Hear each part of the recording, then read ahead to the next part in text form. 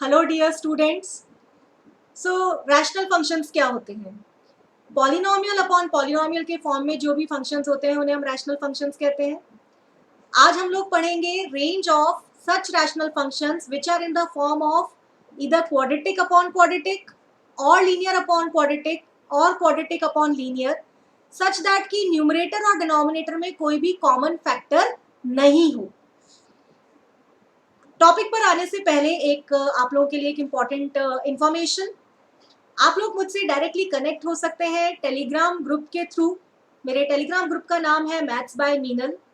उस ग्रुप के थ्रू आप मेरे जो वीडियो लेक्चर्स हैं वो और जो भी मैं आगे चल के लाइव क्विजेस प्लान करने वाली हूँ उनके अपडेट्स आपको मिल सकते हैं।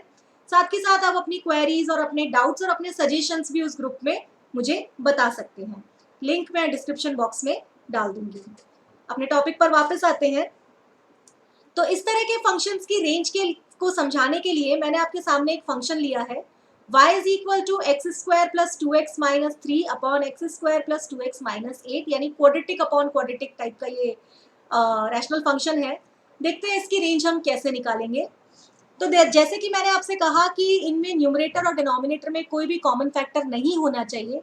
तो चलिए पहले देख लेते हैं कि क्या इसमें कोई कॉमन फैक्टर तो नहीं है। तो इसके लिए हमने न्यूमरेटर और डिनोमिनेटर के फैक्टर्स बनाए। तो न्यूमरेटर के फैक्टर्स हैं x plus 3 into x minus 1 और डिनोमिनेटर के फैक्टर्स हैं x plus 4 into x minus 2। तो हम देख पा रहे हैं कि यहाँ न्यूमरेटर और डिनोमिनेटर में कोई भी कॉमन फैक्टर नहीं है। अगर आपको ये लग रहा है कि कॉमन फैक्टर होता तो रेंज कैसे निकालते, तो वो मैं आपको सिखाऊंगी नेक्स्ट वीडियो में, जहां पर हम लीनियर अपॉन लीनियर जैसे रैशनल फंक्शंस के रेंज को डिस्कस करेंगे। वहीं पे मैं आपको बताऊंगी कि अगर न्यूमरेटर और डिनोमिनेटर में कॉमन फैक्टर होता है तो हम उसकी रेंज कैसे निकालते हैं। फिलहाल यही देख लेते हैं। चलिए आगे बढ़ने से पहले जरा इसकी डोमेन भी डिस्कस कर लेते हैं। तो इसकी डोमेन क्या होगी?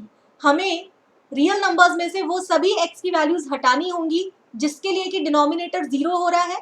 तो यहाँ डिनोमिनेटर 0 हो रहा है -4 और 2 के लिए। तो इसकी डोमेन क्या होगी? इसकी डोमेन होगी all real numbers accept -4 and 2। ये तो हुई डोमेन की बात। चलिए बात तो करनी है हमें रेंज की। अब जो मैं आपसे बात करने वाली हूँ उसे आप अगर अच्छे से समझ लेते हैं तो आपके लिए इस तरह के क्वेश्चंस की रेंज निकालना बहुत ही ईजी हो जाएगा। जैसे एक एग्जाम्पल के लिए मैं आपसे पूछूं कि बताइए कि क्या 2 इसकी रेंज में आएगा। मतलब मैं ये बोलना चाह रही हूँ कि क्या y की वैल्यू 2 पॉसिबल है। तो आप ये कैसे सोचोगे? आप y की जगह 2 रख दोगे और फिर सॉल्व करके देखोगे कि क्या y को 2 रखने से x की वैल्यू रियल आ रही है कि नहीं। अगर x की वैल्यू रियल आ जाती है तो इससे क्या पता चलेगा कि x की उस पर्टिकुलर रियल वैल्यू के लिए हमें आउटपुट 2 मिल रहा है। इसका मतलब 2 रेंज में है। और अगर हमें y को 2 रखने पर x की कोई भी रियल वैल्यू नहीं मिल पा रही तो इसका मतलब 2 रेंज में नहीं है। तो देखो y को 2 रख के जरा चेक करते हैं।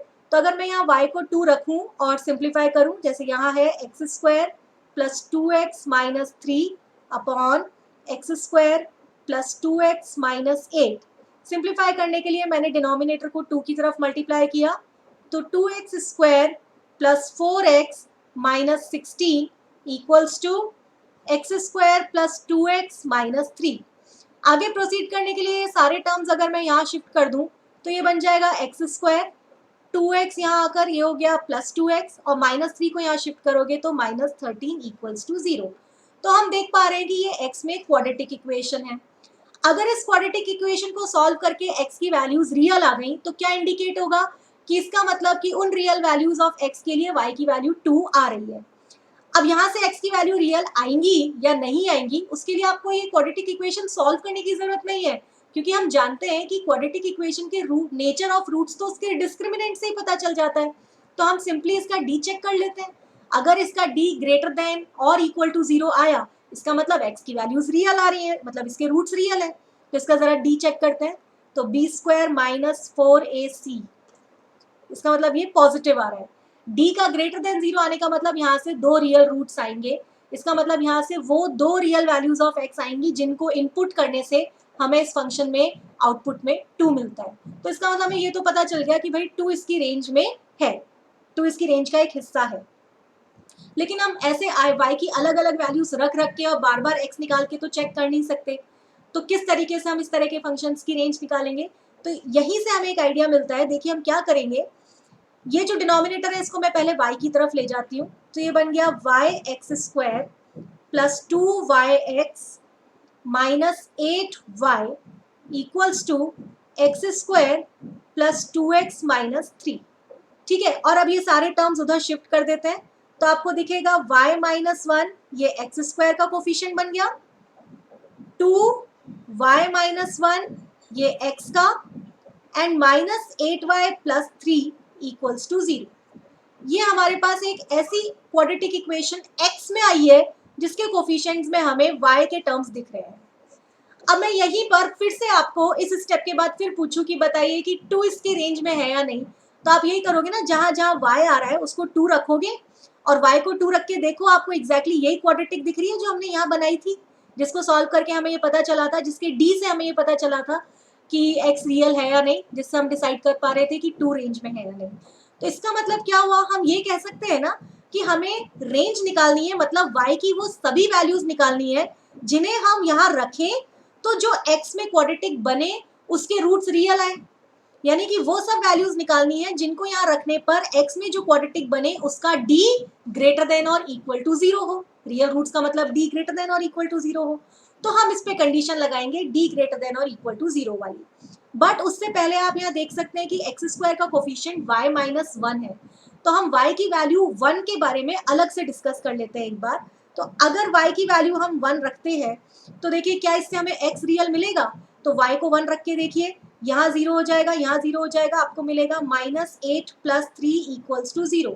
तो इससे तो हमें कोई x की रियल वैल्यू नहीं मिली, तो इससे हमें क्या पता चला कि 1 इसके रेंज में नहीं होगा। तो ध्यान रखिए कि 1 इसके रेंज का हिस्सा नहीं है, तो जब हम फाइनली इसका रेंज आंसर करेंगे तो उसमें से 1, अगर उसमें 1 आ रहा होगा तो हम उसमें से 1 हटाएंगे, क्योंकि अभी हमने देखा कि 1 इसकी रेंज का हिस्सा नहीं है।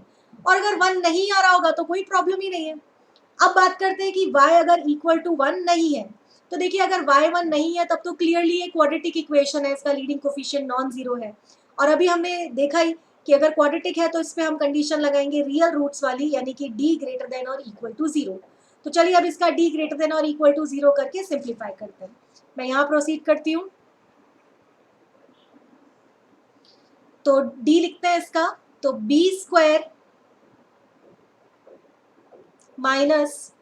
4ac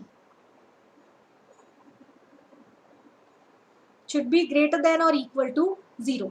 इसमें से आप 4 हटा दीजिए और y - 1 कॉमन लीजिए, तो जैसे ही आप y - 1 कॉमन लोगे, यहाँ आपको ब्रैकेट में आ जाएगा y - 1 + 8y - 3 ग्रेटर देन और इक्वल टू 0। तो इसके फैक्टर्स बन गए y - 1 and 9y - 4 greater than और इक्वल टू 0। तो इसको हम सॉल्व करने के लिए नंबर लाइन ड्रॉ करते हैं। नंबर लाइन पे मैंने मार्क किया 4/9 एंड 1।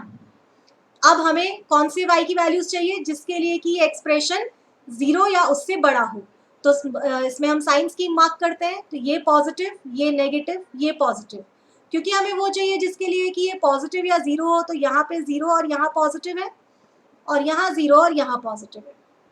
बट फाइनली हमें रेंज देने के लिए इस बात का ध्यान रखना है कि y इक्वल्स टू 1, 1 इसके रेंज में नहीं है, तो यहाँ क्योंकि 1 इंक्लूडेड है तो हमें रेंज लिखने से पहले 1 को हटाना होगा।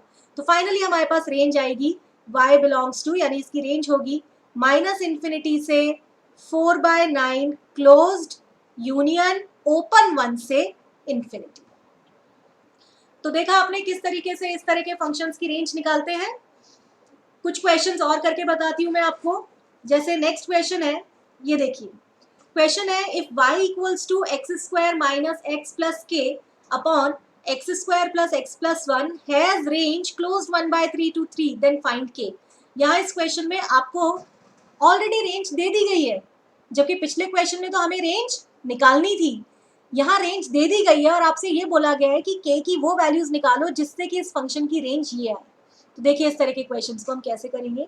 रेंज निकालने का क्या तरीका था, हम इसको y के साथ मल्टीप्लाई करते हैं, तो यहाँ मैंने इसको लिखा yx² + yx + y equals to x² - x + k। और अगले स्टेप में हमने सारे टर्म्स एक तरफ कलेक्ट किए, तो y माइनस 1 एक्स स्क्वायर, यहाँ आ गया y प्लस 1 एक्स, और यहाँ आ गया y माइनस के।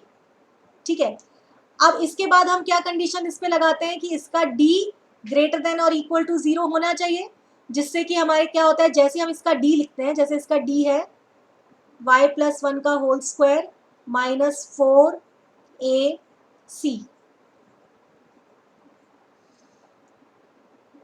ठीक है, अब ये ग्रेटर देन और इक्वल टू 0 ये हम सॉल्व करते हैं, और इसको सॉल्व करके हमें रेंज मिलती है।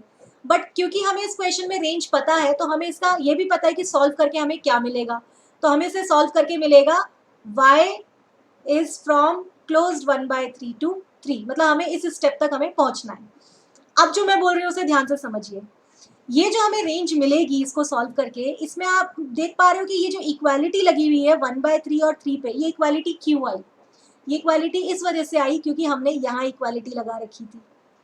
इसका मतलब ये हुआ कि y की वैल्यू 1/3 और y की वैल्यू 3 रखने पर d 0 के इक्वल है, यानी y की वैल्यू 1/3 पे d 0 है और y की वैल्यू 3 पे d 0 है।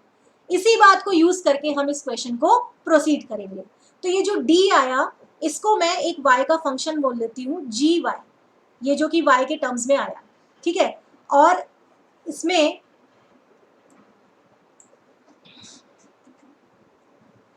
ये कंडीशन अब लगा देते हैं कि 3 रखने पर इसकी वैल्यू 0 आएगी, क्योंकि 3 और 1/3 पर d 0 के इक्वल है, और ये d लिखा हुआ है। एंड इसमें अगर हम 1/3 इनपुट करेंगे y की जगह, तो इसकी वैल्यू 0 आएगी। और दोनों से k की वैल्यू अगर सेम निकलती है, तो वो k की वैल्यू हमारे आंसर होगी। और अगर k की वैल्यू डिफरेंट निकलती है, तो इसका मतलब ऐसा कोई भी फंक्शन नहीं है पॉसिबल जिसके लिए कि इसकी रेंज 1/3 से 3 हो। तो चलिए इसको सिंप्लीफाई करके देखते हैं। आप यहाँ पे y की जगह 3 रखिए, तो 3 + 1 यानी 4 का होल स्क्वायर 16 माइनस 4, यहाँ 3 रखोगे तो 3 - 1 2, यहाँ 3 रखोगे तो 3 - k इक्वल्स टू 0। इसको प्रोसीड करते हैं, तो 16 इक्वल्स टू 8 टाइम्स 3 - k, तो 8 और 16 कैंसिल, यहाँ आ गया 3 - k इक्वल्स टू 2, और आप देख सकते हो कि यहाँ से k की वैल्यू आ रही है 1। ठीक है, इसी तरीके से हम इसको प्रोसीड करते हैं, तो यहाँ आप y की जगह 1/3 रखिए, तो 1/3 + 1 इज 4/3, 4/3 का होल स्क्वायर हो गया 16/9, माइनस 4 टाइम्स, यहाँ 1/3 रखोगे तो 1/3 - 1 इज -2/3, और यहाँ 1/3 - k, और इसको हम 0 से इक्वेट कर देते हैं। प्रोसीड करने के लिए हम इसको लिखते हैं 16/9, यहाँ शिफ्ट कर देते हैं, तो ये आ जाएगा -8/3 इंटू 1/3 - k। इसको आगे मैं यहाँ प्रोसीड कर रही हूँ, देख लीजिएगा आप, यहाँ पे समझ लीजिए इसको। देखिए 3 और 9 कैंसिल होकर यहाँ 3 आ गया, 8 और 16 कैंसिल होकर यहाँ 2 आ गया, और हमें क्या मिला 2/3 इक्वल्स टू -1/3 + k। तो देखो यहाँ से भी k की वैल्यू क्या आ गई 1। तो क्योंकि हमें दोनों तरफ से k की वैल्यू सेम मिली है, यहाँ से भी k 1 है और यहाँ से भी k 1 है, तो फाइनली हमारा आंसर हो गया k इक्वल्स टू 1। अगर इन दोनों जगह से k की वैल्यू डिफरेंट मिलती, तो आंसर होता no such value of k for is possible for which this function has range closed 1/3 to 3। तो आपको समझ आया कि अगर हमें रेंज गिवन हो क्वेश्चन की, तो हम फंक्शन के अंदर इन्वॉल्व अननोन कैसे निकालते हैं। एक और क्वेश्चन मैं आपके सामने रखती हूँ। अब देखिए ये क्वेश्चन देखो, क्वेश्चन है फाइंड ए फॉर विच, ये आपको क्वाड्रेटिक अपॉन क्वाड्रेटिक जैसा एक्सप्रेशन दे रखा है, जिसमें एक अननोन इन्वॉल्व है ए, x² + ax - 2/x² + x + 1 is from closed interval -3 to 2 for all x belongs to R। अब अगर आप ये क्वेश्चन देखते हो ना, तो एक बार को देखने में ऐसा लगता है कि ये तो सेम पिछले वाले क्वेश्चन जैसा है, कि आपको ये बोला गया है कि ये फंक्शन है y इक्वल्स टू, इसको हम फंक्शन ले लेते हैं x² + ax - 2/x² + x + 1, और इसकी रेंज दे रखी है क्लोज्ड -3 से 2, और हमें ये रेंज पता है तो a निकालना है जैसे पिछले क्वेश्चन में। बट नहीं, ये क्वेश्चन उससे अलग है, ये एकदम डिफरेंट है, और इसका पिछले क्वेश्चन से कोई लिंक नहीं है। देखिए कैसे, यहाँ ये बोला जा रहा है कि a की वो वैल्यू निकालिए जिससे कि इस फंक्शन की वैल्यूज -3 से 2 क्लोज्ड इंटरवल के अंदर लाई करे x की सभी वैल्यूज के लिए, for all x belongs to r। इसका मतलब ये है कि ये जो एक्सप्रेशन है, ये जो फंक्शन है, इसकी रेंज क्लोज्ड -3 से 2 के इक्वल भी हो सकती है, या इसकी रेंज क्लोज्ड -3 से 2 का सबसेट भी हो सकती है। जैसे कि अगर सपोज इस फंक्शन की रेंज अगर है -2 से 1, तो -2 से 1 तो -3 से 2 का एक सबसेट है ना। तो अगर इस फंक्शन की रेंज ये है तो हमें a की वैल्यू उस केस में भी निकालनी है जिससे कि इसकी रेंज ये आए, क्योंकि अगर -2 से 1 लाई कर रही है तो -3 से 2 के बीच में भी तो आ गई है, ठीक है। तो यहाँ पे ये बोला जा रहा है, तो इसको आप पिछले क्वेश्चन से कंफ्यूज ना हो। अब देखते हैं कि इस क्वेश्चन को फिर करेंगे कैसे। अगर ये उस तरह का क्वेश्चन नहीं है तो कैसे करेंगे। तो ये सिंपली हमारा क्वाड्रेटिक का एक एप्लीकेशन है। देखो यहाँ डिनोमिनेटर में जो एक्सप्रेशन है for all x belongs to R, यानी कभी भी जीरो नहीं हो रहा है। यहाँ पर देखिए ये ऑलवेज पॉजिटिव या ऑलवेज नेगेटिव है, इसका आप डी चेक कर सकते हो। तो हम क्या करेंगे, एक बार ये वाली इनइक्वालिटी डील करेंगे और एक बार ये वाली इनइक्वालिटी के लिए बात करेंगे। तो देखो हम इसको ऐसे करेंगे कि x square plus a x minus 2 upon x square plus x plus 1 should be greater than or equal to -3 for all x belongs to r। ये सिंबल होता है फॉर ऑल के लिए। और इधर की साइड की भी बात करते हैं कि एंड, यहाँ पे मैं बीच में लिख रही हूँ and x square plus a x minus 2 upon x square plus x plus 1 should be less than और equal to 2 for all x belongs to R. यानी कि हमने ये देखा कि ये वाली कंडीशन भी सारे x के लिए ट्रू होनी चाहिए और ये वाली कंडीशन भी सारे x के लिए ट्रू होनी चाहिए, दोनों ही बातें होनी चाहिए, इसलिए यहाँ पे एंड लगाया है। अब देखिए ये जो डिनोमिनेटर है ये तो ऑलवेज पॉजिटिव है क्योंकि इसका a पॉजिटिव है और d नेगेटिव है। तो क्योंकि ऑलवेज पॉजिटिव है तो इसको मैं दूसरी तरफ ले जा सकती हूँ। तो इसको मैंने लिखा x square plus a x minus 2 greater than और इक्वल टू -3x स्क्वायर -3 for all x belongs to R. और बिल्कुल इसी तरीके से यहाँ पर भी हम इसको ले जा सकते हैं। तो इसको हम लिखेंगे x square plus a x minus 2 less than और equal to 2x square plus 2x plus 2 for all x belongs to R. चलिए अब एक एक करके इनको सॉल्व करते हैं। जैसे ये वाला करें तो सारे टर्म्स एक तरफ शिफ्ट कर देते हैं। तो ये बन जाएगा 4x square a plus 3x plus 1 greater than और equal to 0 for all x belongs to r। अब इसको समझिए, हम एक क्वाड्रेटिक, x की एक क्वाड्रेटिक है जिसके लिए ये चाह रहे हैं कि ये it should be greater than और इक्वल टू 0 हो सभी x की वैल्यूज के लिए। तो कोई भी क्वाड्रेटिक एक्सप्रेशन हमेशा 0 या उससे बड़ा कब होता है, जब उसका a पॉजिटिव हो और d लेस देन और इक्वल टू 0 हो। तो यहाँ इसका a तो पहले से ही पॉजिटिव है, तो इसमें हमें सिंपली ये कंडीशन लगानी है कि d should be less than और इक्वल टू 0। अब इसका d लिखो क्या होगा, a प्लस 3 का whole square minus 4ac 16 less than और इक्वल टू 0। और अब हम इस इनइक्वालिटी को सॉल्व करके a की रेंज निकालते हैं, क्या आ रही है। तो ये आ रहा है a प्लस 3 प्लस 4, यहाँ पे मैंने 16 को 4 स्क्वायर लिख के a square minus b square वाला फॉर्मूला लगा के इसके फैक्टर्स बनाए हैं। a plus 3 minus 4 less than और इक्वल टू 0। तो यहाँ आ गया a plus 7 a minus 1 less than और इक्वल टू 0। ज़रा इसको नंबर लाइन पे मार्क करते हैं। तो -7 और 1 मार्क किया, साइन स्कीम लिखते हैं पॉजिटिव नेगेटिव पॉजिटिव, और हमें वो चाहिए जिस पे ये नेगेटिव या 0 हो। तो ये 0 यहाँ पर है, नेगेटिव यहाँ है, 0 यहाँ है। तो यहाँ से a की वैल्यू आ रही है क्लोज्ड -7 से 1। लेकिन हमें ये भी सॉल्व करना है और हमें फाइनली दोनों आंसर्स का इंटरसेक्शन देना है। इसको प्रोसीड करते हैं, एक्स स्क्वायर को उधर शिफ्ट कर दो। तो x square plus 2 minus a x plus 4 should be greater than और equal to 0 for all x belongs to are.